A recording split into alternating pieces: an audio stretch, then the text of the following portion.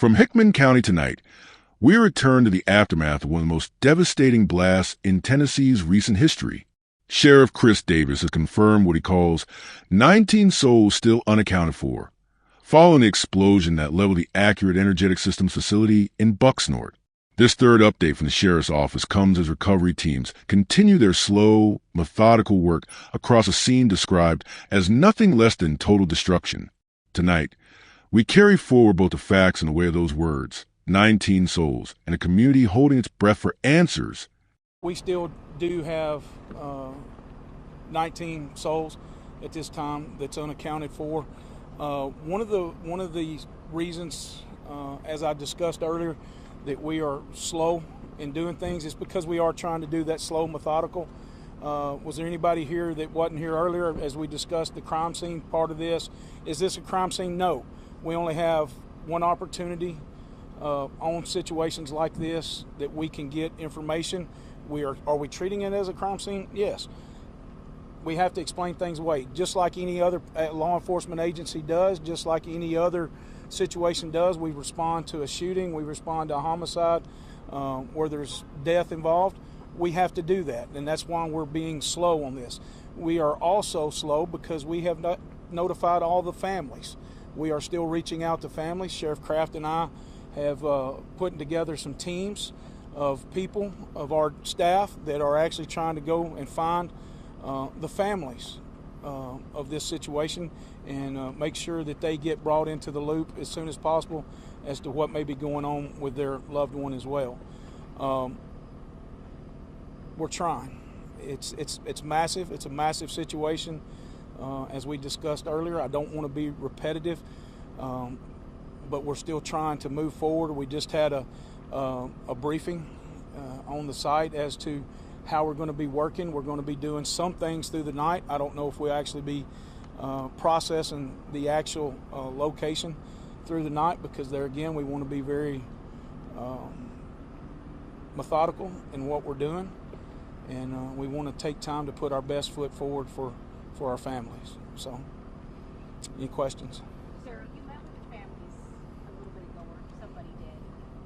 What was the reason for that meeting? What did you want to discuss? I basically like to talk to them. Anytime I talk to them or talk to you guys, I like to talk to them as well. I like to keep them in the loop of things. We always want to be very transparent with our families in situations like this. But yes, anytime I come to you guys and talk, I always talk to them first, so they have the information first. Sheriff, can you give us a sense of what the employees were doing right before the blast? I cannot, ma'am. I cannot do that. I can tell you the incident happened at 7:45, and that's part of the actually part of the investigation. So I want to leave that as part of that investigation. It was really early in the morning, so were they already at work for quite some time, or how long were they there? I don't know how to answer that one. I haven't.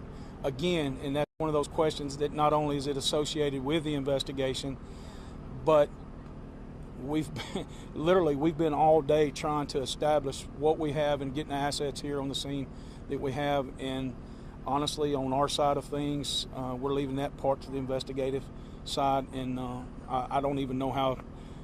We've been so busy in trying to get everything here that we need to get here to process and start reacting and doing things. How can you describe the emotion of the families that you've met so far? Well, anytime you have a situation like this, you have to look at there's grief involved. There's unknowns involved, and you have some people that take it different than other people. So can I say that one person is feeling one way? No. I mean, I'm sure there's people that's angry. I'm sure that there's people that's very sad, very upset, and I can understand that. Grief is a gauntlet of emotions, so it's a pendulum from one end to the other, and I'm sure that's in that room. And at this point, you haven't been able to tell any of those families if their loved ones are alive or dead? No, ma'am. What's the state doing now?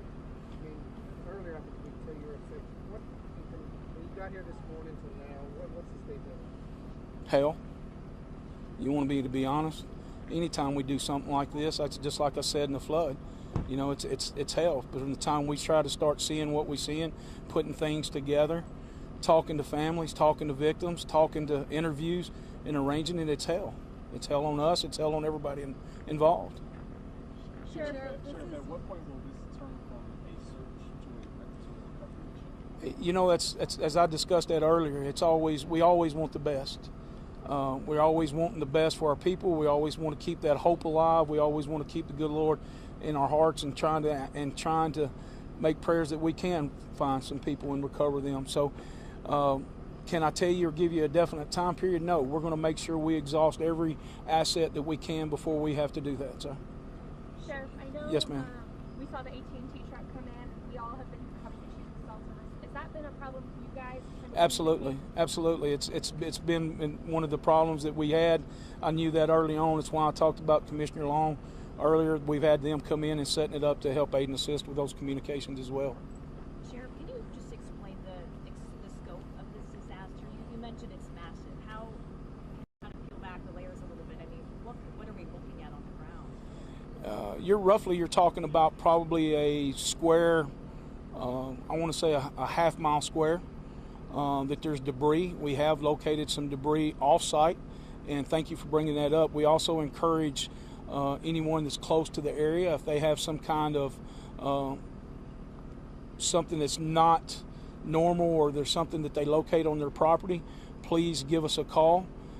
You can notify Sheriff's Craft's office as well as mine, and that's something that we need to get recovered, and because it could have some information that we need for the investigation as well.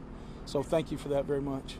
Sheriff, you mentioned this is one of those devastating scenes you've seen in your full career.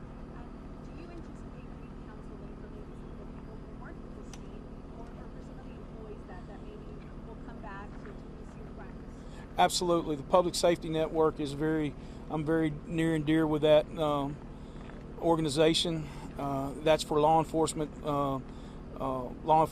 EMS, fire. That's one of the things that we have in place. Now, we have also activated, correct me if I'm wrong, the federal FBI is coming down with their victim family. I don't know what their unit is called, and we are prioritizing the families and local chaplains. We encourage all that, and that's something that we're trying to do. So thank you. Yes, ma'am. Along those lines, this is York County. The people up there seem to be very hard workers. What do we know about the people that work there and the families in this community? Let me give you an example of something. You go 20 feet that way, you might be in Humphreys County. You go 20 feet that way, you might be in Hickman County. And that's one of the reasons why we're married to the hip today. We're sitting in here and talking with these victims. I'm looking across these families, and I can tell you right off the top of my head that there's 3 families that's involved in this that I'm very close to. I know he's got families up there that we're friends with. We know it. We're small counties, and when you have small counties like this, we know each other. We communicate with each other. We love each other, and that's what, honestly, it's what keeps my motivation, and I think it keeps the sheriff's motivation alive. Is that's who we're working for. We're working for our people, and we want to take care of our families. I understand that some families get mad. I understand that some people get upset, but we're doing the very best we can to take care of this as best as we can. You saw dozens of family members up there. What are they saying to you guys? Obviously, the question is, how are their family members? Where are their family members? But what other things are they saying? You know, we're bringing out the information. They're naturally wanting answers just like anybody else would.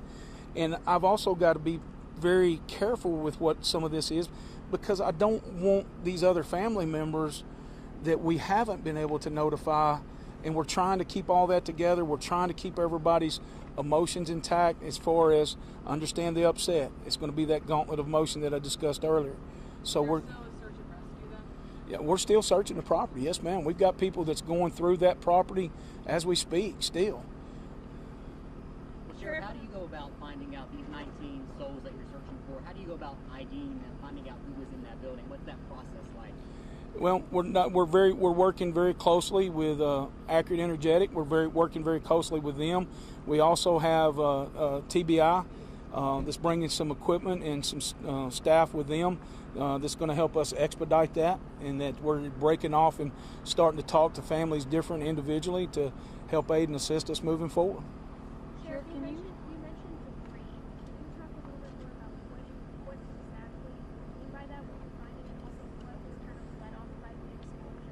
we don't know what caused the explosion. I can tell you, when I say debris, I'm talking about a very large building that an explosion happened in, that the debris has went basically across a half a square mile of location. Can you explain why the bomb squad was called out? Is that just out of caution and Well, take care of the investigators that are up there? all the above, considering the location where we're working at, considering what's in this building and some things that possibly could happen. I think that's always best. I'd rather have them here than not and have to wait on them for an emergency situation. So we felt that that was something that we needed up front, and we got them here as quick as we could and got them activated. You, somebody over here. Were any harmful substances let off during the explosion that you know of? We naturally, the explosives are made with chemicals. That's one of the things. We have the chemists from the facility on site, and that's one of the things that they have addressed, and making sure that we are into a safe environment as well for, a safe environment for us to work in and continue our operation.